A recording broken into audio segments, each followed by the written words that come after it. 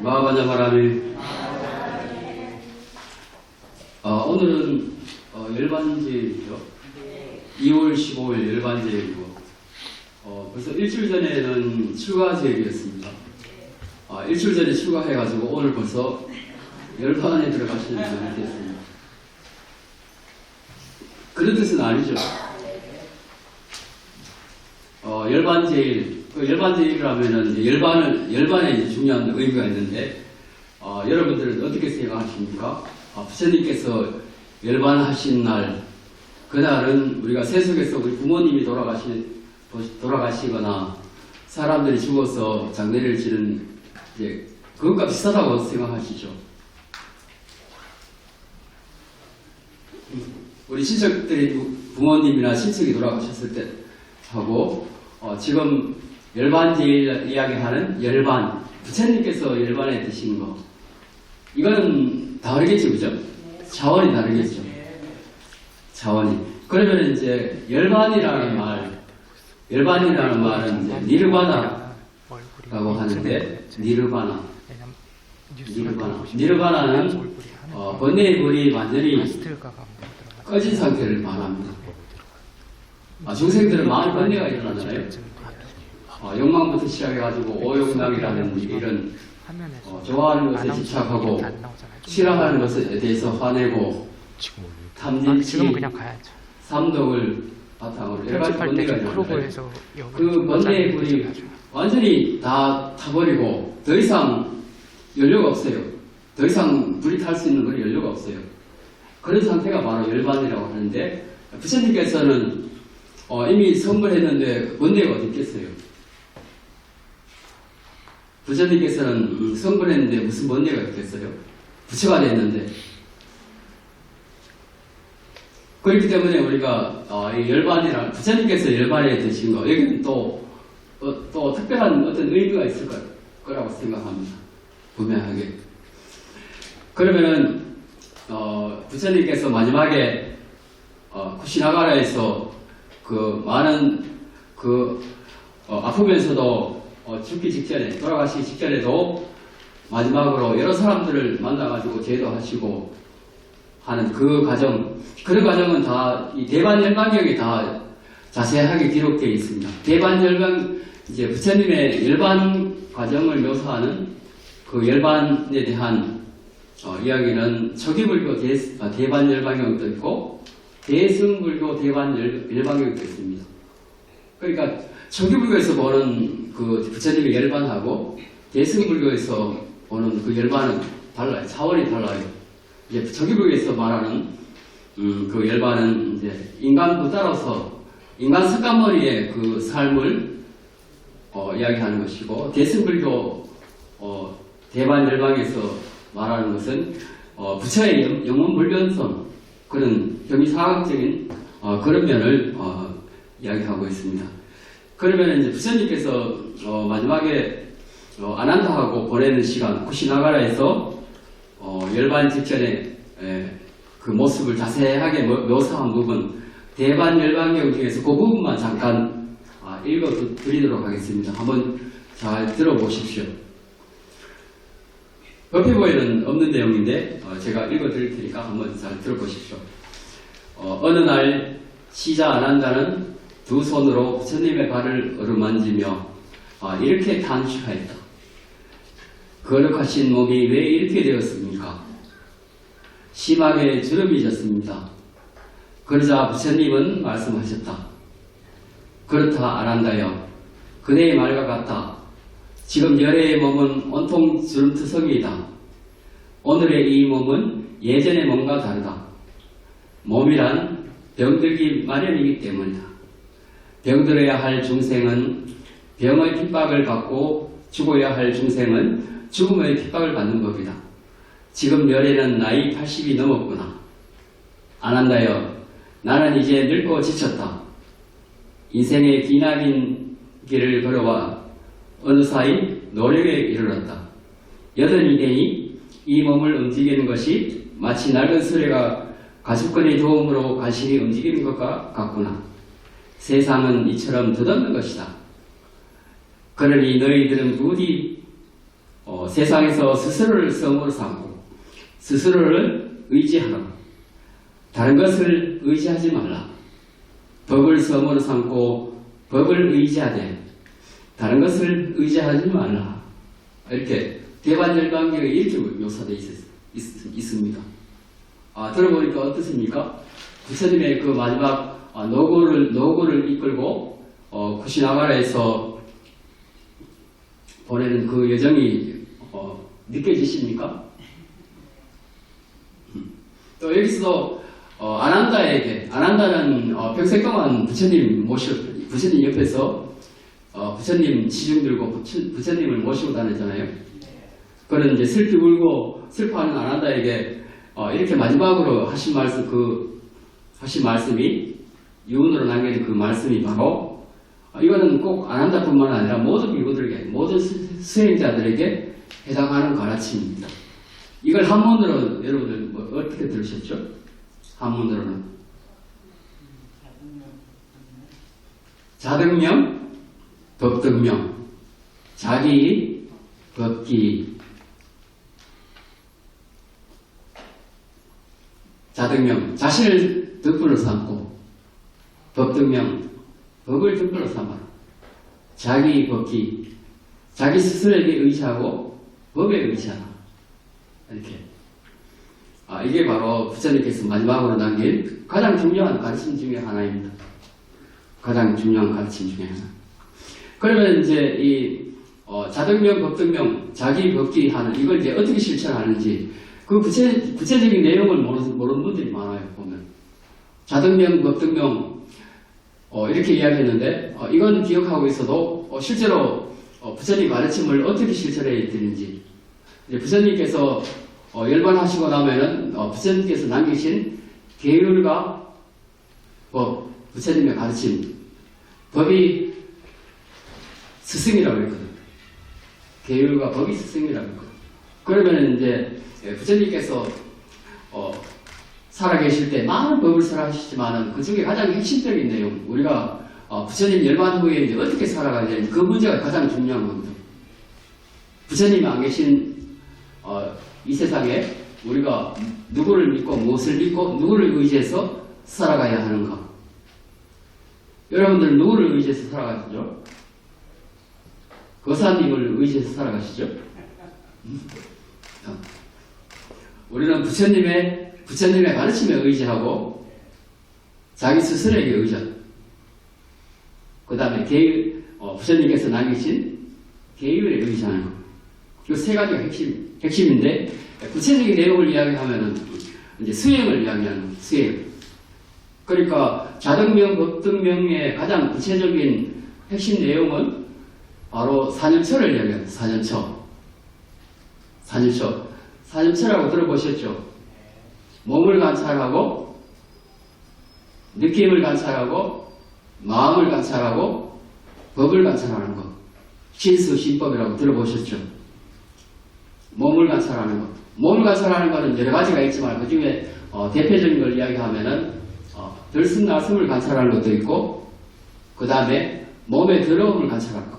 우리 몸은 겉으로 보기에는 깨끗하고 아름답게 보이지만은 자세하게 들여다보면은 피부 속이나 배 속이나 코 속이나 내장이나 그 속을 다 들어가면은 깨끗합니까? 그렇습니까? 더러움을 감추셨죠. 그러니까 몸을 관찰하는 것은 바로 그 더러움을 내가 더럽다는 것을 관찰하는 내 스스로 우리가 자기 스스로에게 집착하고 내가 잘났다고 집착하고 나의 몸을 치장하고 꾸미고 비싼 옷 입고 비싼 화장품 사서 치장하고 아름답게 꾸미고 이렇게 하잖아요. 그렇게 사람들 다 자기 자신에게 집착합니다. 자기 자신에게 집착하는 데서 벗어나기 위해서 더러움을 관찰합니다. 더러움. 예전에는 신라시대 때, 고려시대 때만 하더라도 출가한 스님들을 보면 바람 속에 뭐 가지고 다니냐면은 해골바가지 가지고 다녔어요. 해골바가지. 그러니까 아마 드라마나 사극 같은 데서 보셨을 거예요. 바람 속에 해골바가지를 가지고 다니면서 그걸 가지고 그걸 가지고 수행하는 거예요. 아, 내가 언젠가는 이렇게 된다는 거. 내가 바로 머지않아서 해골 바가지가 된다는 거. 그렇게 항상 수행하는 거예요. 자기가 죽음에 대해서 수행하는 거. 그 다음에 이제 몸 했고, 그 다음에 느낌, 몸에 대한 느낌, 그 다음에 마음, 법, 이렇게 관찰하는 거예요. 이게 바로 부처님께서 하신 수행의 핵심입니다.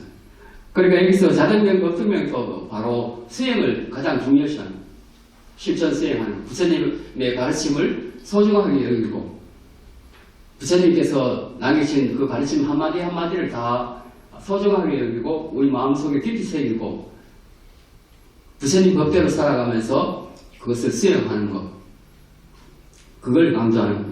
그런데 이제 대승불교에 오게 되면은 이제 어떻게 이야기하냐면은 법화경 열애수량품에 이 부처님께서 열반하신 의미에 대해서 비유적으로 나타내는 것인데 그 이야기를 잠깐 들려드리겠습니다. 의사 아버지가 있었어요. 훌륭한 의사 아버지가 있었는데 아들들이 6명 있었어요. 자녀들이 여러 명 있었어요.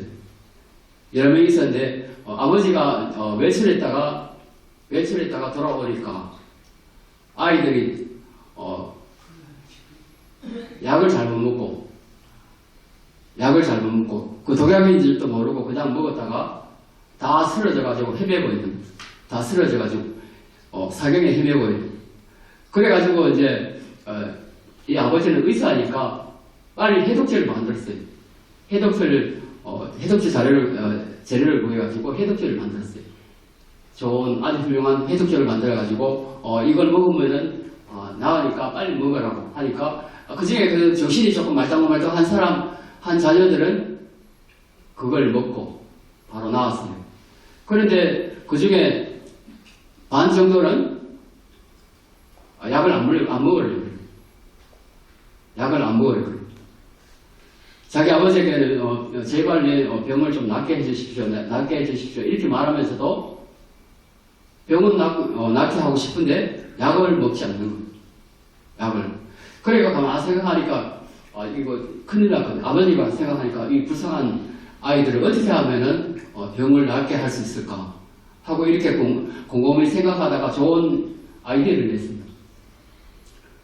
내가 머지않아 죽을 때도 다 됐고 해서 다른 나라에 가서 살 거니까 너희들은 내가 만들어 놓은 이 약을 꼭 먹어라. 먹으면은 병이 반드시 나을 것이다 하고 부탁하고 그렇게 떠나갔어요. 멀리 떠나갔어요. 먼 나라로. 먼 나라로 떠나갔는데 얼마 지나지 않아 가지고 사신을 보냈어요.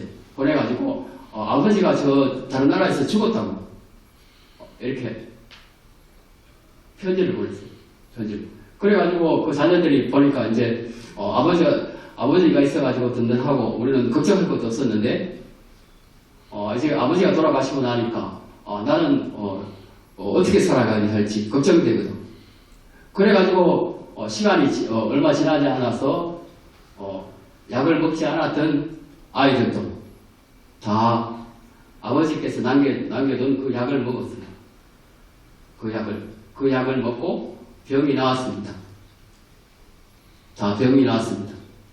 그러면은 이건 이제 부처님께서 마지막 멸만하신 그거하고 그걸 비유적으로 나타내는 겁니다. 비유적으로.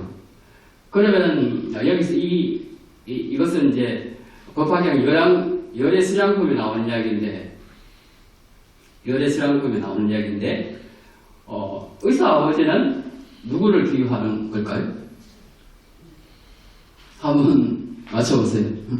의사 아버지는 부처님, 그죠? 부처님. 그리고 의사 아버지는 자기 아이들 살리기 위해서 약을 만들어가지고 줬는데 그 아이들이 그 중에 똑똑한 아이들, 덜 아픈 아이들은 약을 먹고 병을 났었지만 심한 아이들은 자기가 아프다는 것을 분명 알아. 내 병을 고쳐야 된다는 거 너무 고통스러우니까 아버지한테 빨리 병을 낫게 해주십시오. 이렇게 했는데도 해가지고 약을 만들어줬는데도 약을 먹지 않았어요.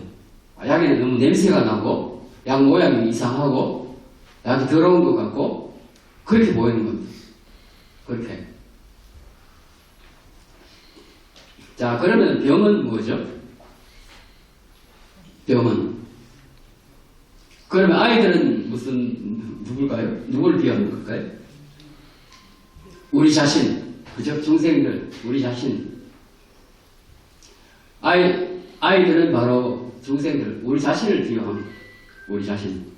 그리고, 그 다음에 약은 뭘 비유하죠? 약은, 부처님 말씀, 부처님 가르침, 법을 이야기하는 거죠. 법. 그러니까 약은 있는데, 그 약을 먹으면은 분명하게 병이 났는데, 그죠? 그런데 그 아이들 중에서는, 아직 정신이 모자라가지고, 이 좋은 약이 있는데도 먹지 않아요. 너무 냄새가 나고, 너무 싫거든. 그 약이 귀한지 모르고, 그 약이 얼마나 귀한, 내 목숨을 살리는 약인 줄 몰라요. 우리도 어떻습니까? 그 부처님의 가르침, 그 약이 부처님의 가르침이라는 그 아주 명약이 있는데, 우리는 다 이 중생병에서 벗어나고 싶죠. 그 우리가 살아가면서, 행복할 때도 있지만은, 대체적으로 보면은 근심 걱정이 많고, 고통을 많이 겪죠. 고통 안 겪었어요? 여러분들 지금까지 살아오시면서, 성인이 되고, 시집장가가고, 이렇게 가지고, 아이들도 놓고, 아이들도 키우고, 이렇게 하면서, 계속 행복하게 사셨습니까? 살아오면서 많은 어려움도 겪었죠. 마음고생도 많이 하셨죠. 또 부부싸움 해가지고 이혼할까 살까 말까 그런 것도 많이 겪었죠. 그죠? 아니면은 부부싸움 해가지고 짐 사가지고 저 친정으로 갔던 그런 경우 없어요? 짐 사가지고 친정을 가가지고 도저히 못 살겠다고 이혼해야 되겠다. 근데 이혼하려고 그러니까 아이들이 너무 걱정이 되거든요. 그렇게 해가지고 그리고 다 어려움 참고 넘기고 이렇게 살아오셨죠. 그 대부분 그런 것 같더라고요. 대부분. 자, 그렇게 해가지고 이제 약을 우리는 그 약을 먹으면은 낫는데 우리 중생병이나 괴로움에서 벗어나는 그 다음에 생로병사에서 벗어날 수 있는 그 약이 있는데 그 약이 있다는 것은 아는데 그 약을 먹을 줄 몰라요. 맞죠? 먹을 줄 몰라. 그럼 약을 먹는다. 그 말은 그것은 무슨 뜻일까? 약을 먹는다. 약을 먹는다는 것은 뭘 의미하죠?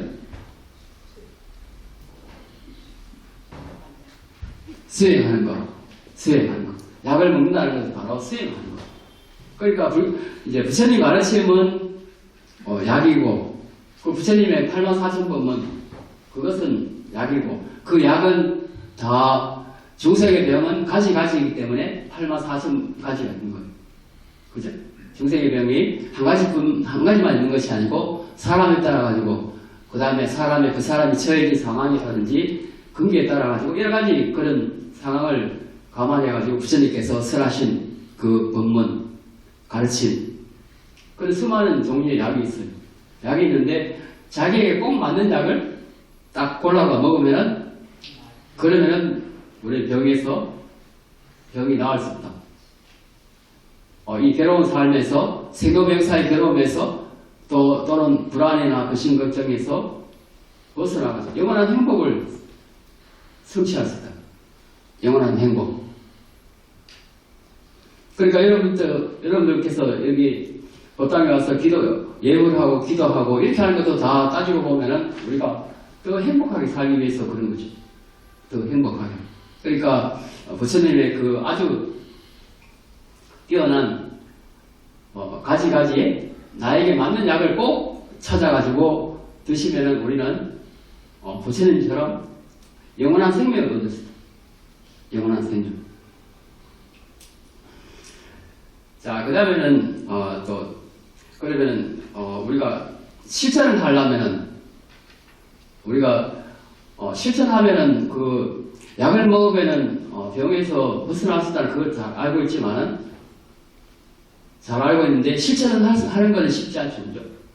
우리가 불교에 대해서 많이 알고 있어도 실제로 그러니까 내 몸으로 실천하는 거, 몸으로 실천하는 거, 몸으로 실천하는 거는 아까는 이제 신수신법 이야기했죠. 뭐 다른 말을 하면 또 참선이라고 이야기했고 가나선 수행 그만일 수도 있고 수행하는 거, 또 연불하는 것도 수행이고, 그 다음에 여러분들이 여기 보상에 와서 열심히 기도하는 거, 그것도 수행이라고 할 수 있고 수행. 그런데 이제 수행을 이제 비유적으로 말하면 그 재밌는 이야기가 있어요. 이제 송나라 때 오조법연이라는 선사가 있었어요. 송나라 때. 그분이 이제 오조법연이라는 선사가 있었는데 스님들이 찾아가가지고 그 스님의 선은 어떻습니까? 어떤 것이 스님의 수행입니까? 선수행입니까? 이렇게 물으니까 선 수행하는 방법이 스님의 선은 어떤 것이 수행하는 방법입니까? 그렇게 물으니까 그걸 이제 비유적으로 이야기했어요. 비유로 이야기하는데 도둑가족 이야기를 들어서 비유적으로 이야기해 줍니다. 도둑가족. 어떤 가족이 전부 대대로 도둑질 해가지고 먹고 살았어요. 대대로. 도둑질 해가 먹고 살았는데, 이제 가만 보니까, 아버지가 지금 나이가 많아. 연세가 많고, 아들이 하나 있었는데, 아들이 가만 생각하니까 아버지가 연세가 너무 많아가지고, 아버지가 이제 저 남의 집에 들어가서 그 물건을 훔치거나 도둑질 할 수가 없어. 하지 못하게 되면 우리 가족은 뭘 먹고 살지, 어떻게 살아야 할지, 이제 걱정이 됩니다. 걱정이. 그래가지고 아버지에게 이야기했어요. 아버지, 저도 그 아버지가 하는 일을 따라서 배우겠습니다. 그러니까 아버지가 일부러 아들에게 내 이거 도둑질 하는 거 배워서 물려받아라. 그렇게 말할 수는 없잖아요. 그렇게 이야기 안 하는데 아들이 자기가 알아서, 아버지 돌아가시면은 우리 가족들이 어떻게 먹고 살아야 될지 걱정이 되니까, 아버지에게 아버지 그 일을, 도둑질하는 그 일을 배우겠습니다. 그렇게 이야기하니까, 그럼 좋다. 해가지고, 한 번은 이제 아주 그 대궐 같은 큰 집에 이제 훔치러 들어갑니다. 큰 집에. 이제 이렇게 담장이 이렇게 딱 있으면은 그 담장에다가 구멍을 딱 뚫어가지고 밤에, 한밤중에 구멍을 뚫어가지고 아들하고 둘이서 이제 들어갔어요. 몰래 들어가가지고 이렇게 그 보물 같은 거, 뭐, 기정품 모아놓은 그 창고 비슷한 그런 데가 있었어요. 거기 들어가서 딱 보니까 그런, 장롱처럼 생긴 그런 게 있었어요. 딱 보니까 저기 귀한 물건이 많이 들어있을 것 같아요. 그래가지고 아버지가 그 자물통을 열어줬어요. 열어가지고 들어가서 귀한 옷하고, 귀한 보석하고 그런 걸 다 가져 나오라고 이야기하니까 아들이 이제 그 장롱 속으로 들어갔어요. 들어갔는데 아버지가 문을 콱 잠가버렸어요. 밖에서 자물쇠로 문을 콱 잠가버렸어요. 그리고 이제 그 집안에 이렇게 돌아다니면서 도둑이야 하고 외치고 다니는 거예요. 도둑이야. 그러면은 그 잠자던 사람이 막 뛰어나올 거 아니에요. 그죠? 그 도둑이야 하고 다니면서 막 외치니까 잠자는 사람들이 하이들하고 막 뛰어나가지고 막 잡으려고 그래요. 그래가지고 아버지는 제사하게 뚫어가지고 들어왔던 그 담장 뚫었던 부분으로 빠져나가가지고 빨리 도망가가지고 집으로 가버렸어요. 그런데 이제 그 아들은 그 장롱석에 갇혀있잖아요. 그거 가만히 생각하니 큰일 나거든요. 그 아버지가 왜 나를 여기 가다 놓고 문 잠가고 가버렸지? 그렇게 계속 생각하는 거. 네가 그러면 어떻게 해야 되지? 그럼 어떻게 내가 여기서 도망가야 되지? 그걸 생각하는 거예요. 그렇지 않으면 우리가 다 위기에 빠지게 되면은, 그런 상황이 되면은, 어떻게 내가 여기서 빠져나가지? 그걸 생각하게 되잖아요. 그죠? 다급하게, 간절하게.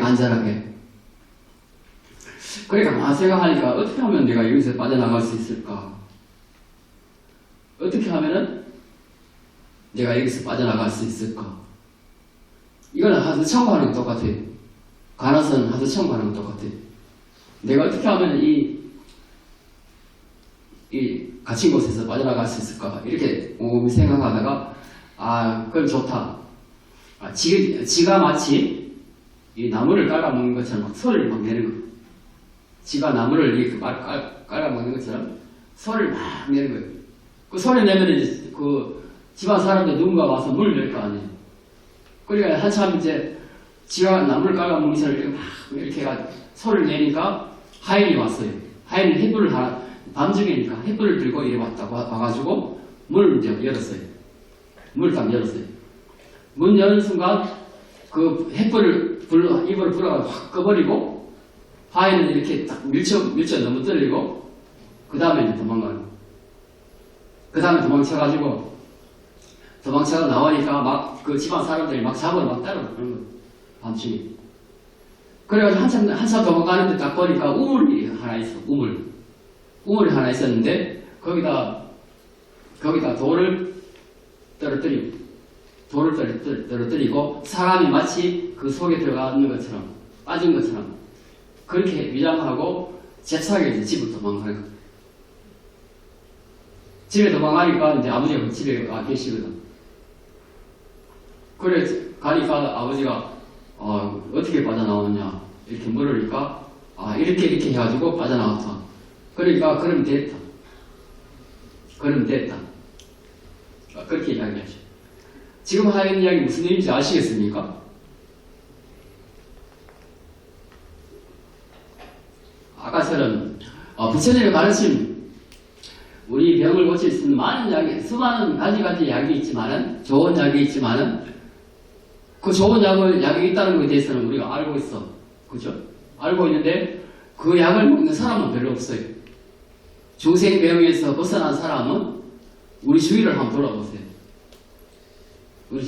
돌아보세요. 중생병에서 벗어난 사람이 많습니까? 적습니까? 적죠, 그죠? 그렇게 느끼시죠? 그렇게 수행하려면 그렇게 절박한 마음으로 해요. 내가 아까 도둑처럼 그렇게 나무 집에 장롱 속에 갇혀 있는 것처럼 장롱속에 갇혀 있는데 거기서 내가 살아남으려면 어떻게 해야 되는지 그걸 생각해야 됩니다. 거기서 간절한 마음으로 급박한 마음으로 간절하게 내가 여기서 벗어나겠다고 기도를 하거나 아니면 염불을 하거나 참선을 하거나 이렇게 수행할 때는 아주 간절한 마음으로 꼭 내가 이 갇혀있는 데서 벗어나야 되겠다. 하두창구가 바로 그런 이치예요. 하두창구. 하두를 창구하다 보면은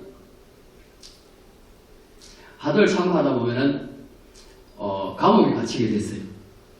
하두를 계속 의심하게 되면은 나라는 그 감옥에 완전히 사방이 꽉 막힌 은산철벽이라고 그래가지고 사방이 꽉 막힌 그런 감옥 속에 갇히게 됩니다. 하두 참고하면 하두에 대한 의심을 끊임없이 하다 보면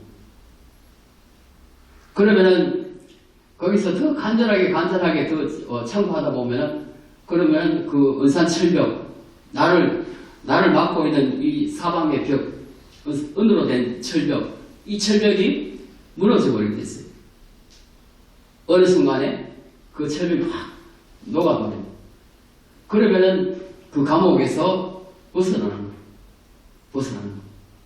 그러니까 아까처럼 도둑이 그 남의 집에 장롱석에 갇혀가지고 답답한 그 심정 어떻게 하면 내가 여기서 살아날 수 있을지 그 간절하고 절박한 심정으로 수행하면은 반드시 해탈을 얻게 됩니다.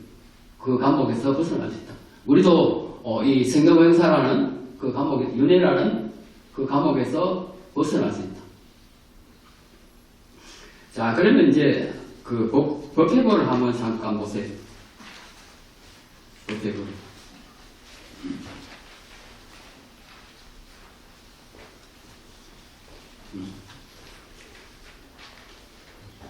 자, 법규에 있는 내용, 간단하게 한번 정리하면은, 이제, 아까 부처님이, 없는 세상, 누굴 믿고 의지해야 하나, 이렇게 안 한다고 물으니까, 우리는 아까 부처님께서, 자등명, 법등명, 자등명, 법등명, 자기, 법기, 이렇게 말씀. 그 다음에 또, 울부짖는 비구들에게, 그러니까 부처님께서는 열반에 드신다, 너무 아파가지고, 열반에 드신다고 그렇게 하니까, 많은 비구들이 모여가지고 엉엉 울었어요. 슬피 울었어요. 그 부처님께서 그런 울고 있는 비구들에게 뭐라고 말씀하셨냐면은, 울지 마라. 한번 생겨난 것은 언젠가 사라질 바입니다. 은혜와 사랑은 덧없는 것이다. 이 몸은 내 것이 아니고 이 목숨도 오래가지 않는다. 모든 것은 다 변하고 생긴 것은 다 소멸하게 됩니다. 생긴 것은. 그 다음에 마지막 공양.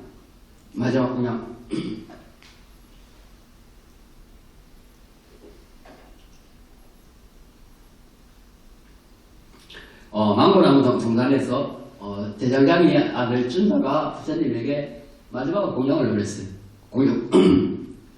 공양을 올렸는데 무슨 공양이냐면은 전단나무에서 난 아주 귀한 버섯, 전단나무에서 나는 자라는 그것도 아주 귀한 버섯이에요. 그것으로 부처님에게 마지막으로 공양을 올렸는데 부처님께서 이 버섯 요리를 먹고 드실 때 이 버섯 요리는 나만 주고 다른 비구들에게는 주지 말고 나머지는 다 땅에다 묻어버리라. 그렇게 말씀하셨고. 그 이미 부처님께서 이 버섯 요리를 먹으면은 다 잘못하면은 독이 들어있을 수도 있다는 그걸 미리 아시고 그렇게 말씀하십니다. 그렇게 해가지고 부처님만 드시고 나머지 그 공양에 초대된 비구들은 제자들은 먹지 않았어요. 그렇게 해가지고 그러면은 부처님께서 마지막 찐다고 올린 버섯 요리를 먹고 그 다음에 이제 설사가 나고 이렇게 더 심해지고 병이 심해져가 어떤 고통스러워 하게 되는데 그러면은 그 제자들이 딱 보기에 저 찐다가 버섯 요리 지은 게 저게 파벌이 돼가지고 부처님께서 돌아가셨다 그렇게 생각하실 거 아니에요. 그래가지고 부처님께서 아난다에게 찐다에 가서 이렇게 이야기하라. 마지막 공양은 최초로 올린 공양하고 그 공덕이 같다고. 최초로 부처님께 공양 올린 성도 직전에 부처님에게 공양 올린 그 아가씨가 누구죠? 부처님께서 고행을 하시다가 마지막에 이 고행으로는 도저히 도를 깨달을 수 없다. 그러니까 고행을 포기하시고 그 강에 가서 목욕을 하고 나왔는데 처녀가 부처님에게 우이식 공양을 올렸죠. 그 누구죠? 수자타라는 처녀가 부처님께 우이식 공양을 줬다. 부처님께서는 그 우이식 공양을 드시고 보리스 나무 아래서 깊은 산매에 들어가지고 그 와중에 많은 장애가 있었지만은 물러나지 않고 끝내 거기서 끝장을 본 성도하신 거예요. 도를 깨달은 겁니다. 그러니까 그 수자타가 올린 그 당시에 올린 그 수자타의 공양이 얼마나 공덕이 크겠어요. 그렇죠. 얼마나 공덕이 크겠습니까. 그러니까 마지막으로 부처님이 열반에 드시기 바로 직전에 올린 이 쩐다의 공양, 이 공양도 내가 성도할 때 올린 수자타의 공양과 그 공덕이 같다. 그렇게 이제 아난다를 통해서 쩐다에게 이야기해 주도록 그렇게 이야기합니다. 그러면 이제 우리가 공양이라고 할 때 최상의 공양, 가장 좋은 최고의 공양은 뭘까? 그죠? 우리 공양 올린다는 말 꼭 음식만 이야기하는 건 아니잖아요. 그죠? 뭐 약품이 될 수도 있고 물건이 될 수도 있고 여러 가지가 있잖아요. 여러 가지. 아니면 법보시가 될 수도 있고 법공양이 될 수도 있고. 그러면은 최고의 공양은 뭘까? 최고의 공양. 가장 좋은 공양은 뭘까요? 거기 한번 보세요. 열에게 올리는 최상의 공양은 열에게 올리는 최상의 공양은 꽃도 아니고 장식도 아니다. 오로지 온 12처 18개 무아를 깨닫는 데 있다. 무아를 깨닫는, 즉 진리를 깨닫는 것, 그것이 열애를 위한 최상의 공양이다. 왜 그럴까? 진리를 깨닫는 게, 도를 깨닫는 게 열애에게 바치는, 부처님에게 바치는 최고의 공양이 될까? 왜 그럴까요? 부처님께서는 열반이 되셨지만은, 구시나가라에서 열반이 되셨지만은, 그 열반에 드신 것은 우리 중생들이 육체를 벗어나는 그런, 육체가 소멸되는 그런 것이 아니라, 부처님은 원래부터 수많은 수억 급 전에 이미 성불에 있었고, 이 땅에 오신 것은 중생들에게 이러이러한 모습, 생로부행사의 모습을 보여주고, 생로부행사에서 벗어나는 방법을 가르쳐주고, 중생들을 구제하기 위해서 오신 거죠. 중생들을. 바로 중생들을 구제해주기 위해서 오셨는데, 부처님이 오신 목적이 그거예요.